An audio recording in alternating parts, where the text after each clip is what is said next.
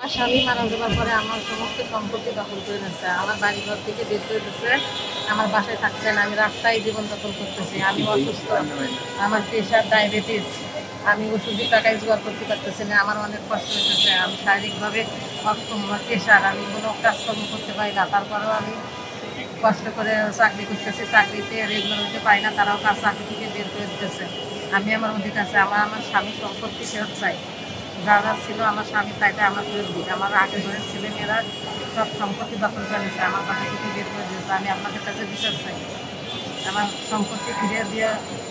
আমার স্বামী হায়দার হোসেন মল্লিক। আমার স্বামী একজন স্বনামধন্য ব্যবসায়ী ছিলেন, উনি একজন কোটিপতি মানুষ ছিলেন। কিন্তু আমার স্বামীর ঘরের আগের পক্ষের ছেলেমেয়েরা আমার বাসা থেকে বের করে দিচ্ছে।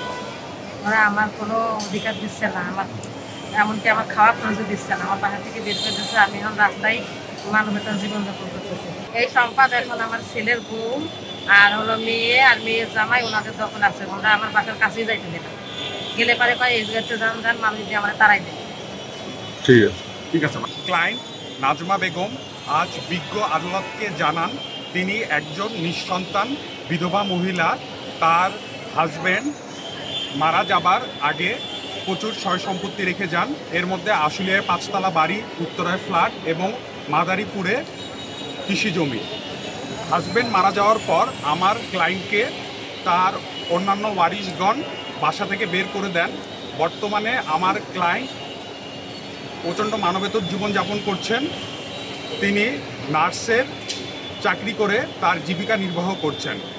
অন্যান্য ওয়ারিশরা 5তলা বাড়িতে থাকছেন, কিন্তু তিনি মানবেতর জীবনযাপন করছেন। মাত্র 2000 টাকার একটি সাবলেট রুমে তিনি বর্তমানে বসবাস করছেন।